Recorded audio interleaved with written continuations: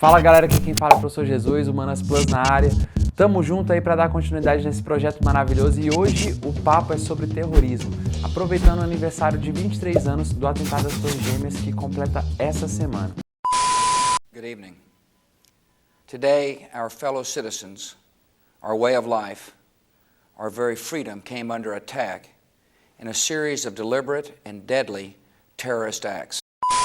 Talvez o atentado mais marcante quando se fala em terrorismo, né, sobretudo porque foi um atentado dentro do território dos Estados Unidos, um país que até então não se esperava, né? Afinal de contas nós estamos falando de uma superpotência que foi vitoriosa na Guerra Fria e que basicamente, enfim, não se esperava um atentado em território americano e logo no maior símbolo do capitalismo ocidental, que eram as Torres Gêmeas. Logo após esse atentado terrorista, é importante dizer que as relações geopolíticas internacionais elas sofreram uma série de alterações. Afinal de contas, o então presidente dos Estados Unidos, George W. Bush, começa ali o que é chamado de guerra contra o terror, no qual ele falou que alguns países faziam parte do eixo do mal, ou seja, países que de alguma maneira patrocinavam o terrorismo. Isso acabou incentivando uma série de ações militares dos Estados Unidos e também da OTAN, né? Quando a gente fala, por exemplo, da invasão do Afeganistão. Afinal de contas, Osama Bin Laden, né, líder da Al-Qaeda à época, né, estava muito provavelmente escondido ali no país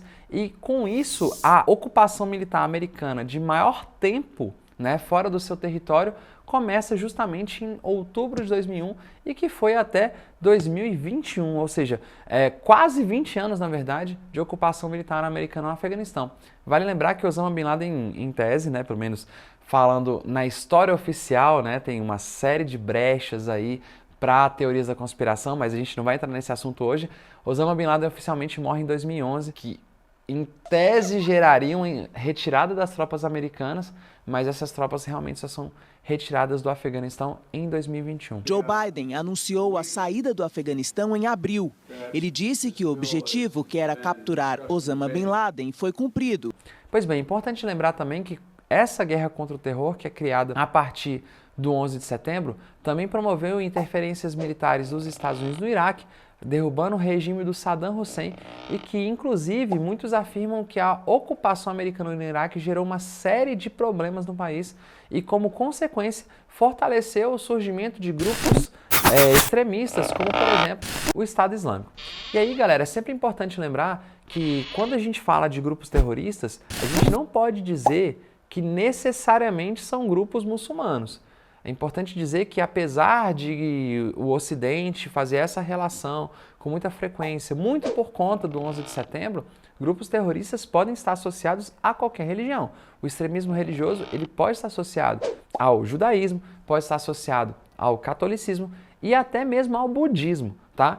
Enfim, qualquer religião a gente pode ter grupos extremistas e é importante que vocês guardem no coração. Para isso, a gente usa inclusive um termo, o fundamentalismo, tá certo? Toda vez que você ouvir falar sobre fundamentalismo, está muito associado a esse radicalismo religioso. É importante dizer que o terrorismo ele tende a atacar símbolos. Eu acabei de falar para vocês que as Torres Gêmeas eram símbolos do capitalismo. Mas, como por exemplo, o atentado no jornal Charlie, lá no iniciozinho de 2015, atacar símbolo. Afinal de contas, o Charlie era um jornal satírico que fazia ali algumas charges, né, sobre vários assuntos, mas um dos assuntos mais recorrentes era justamente sobre Maomé, né? Então, realmente, um símbolo de algo contrário aos grupos que promoveram esse tipo de atentado. Quando a gente fala, por exemplo, do próprio atentado de 11 de setembro, o Osama Bin Laden, lá no seu discurso, né, pós-atentado, quando ele vai assumir a autoria do evento, faz um discurso e nele tem uma frase que, abre aspas, há quase um século vocês nos obrigam a sentar em cadeiras. Ué, por que o Bin Laden falou isso, professor? Será que o Bin Laden não gostava de sentar em cadeira? Gente, não é isso. Essa frase, há mais de um século vocês nos obrigam a sentar em cadeiras, está associada à imposição cultural. Afinal de contas, quando a gente pega Oriente Médio, Norte da África, região do Afeganistão, os espaços que historicamente têm a consolidação do mundo islâmico não são espaços que têm grande abundância de árvores. Consequentemente, não é comum a construção de cadeiras, de mesas como no Ocidente, não é? Pelo menos não no mesmo padrão. Então, em geral, essas pessoas sentam no chão em cima das almofadas. Almofada, inclusive, palavra de origem árabe. Então, quando a gente fala, ou melhor dizendo, quando Bin Laden fala, vocês há quase um século nos obrigam a sentar em cadeiras, está muito associado a essa questão de imposição cultural. Essa questão relacionada ao pós-11 de setembro, né, como eu disse, acaba gerando uma nova realidade geopolítica no mundo, constantemente com os chamados ataques preventivos, sobretudo por parte da OTAN, não é, no sentido de, cara, aquele espaço pode me gerar problemas no futuro. Então, antes deles gerarem problemas, eu vou atacar.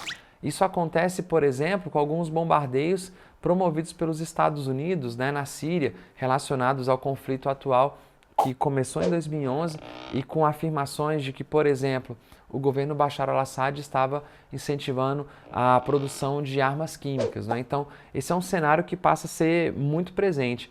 E outra coisa que passa a ser trazida para a contemporaneidade, nessa questão do discurso da guerra contra o terror, é principalmente o retorno do conceito de guerra por procuração.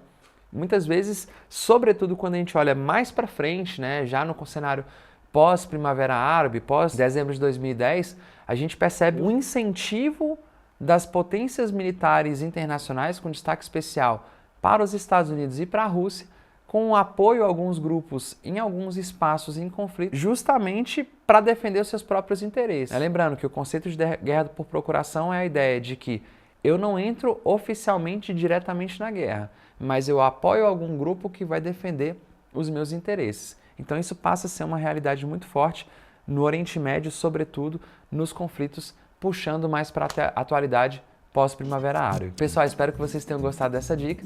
Se você curtiu, dá uma curtida aí, clica aí no se inscrever no canal e compartilha com seus amigos para esse conteúdo se espalhar para o máximo de pessoas possíveis. Vai que alguém recebe uma luz, não é? Para justamente conseguir prosperar, sobretudo nas provas de vestibulares que a gente vai enfrentar pela frente, beleza? Grande abraço, fiquem com o Pai e até a próxima.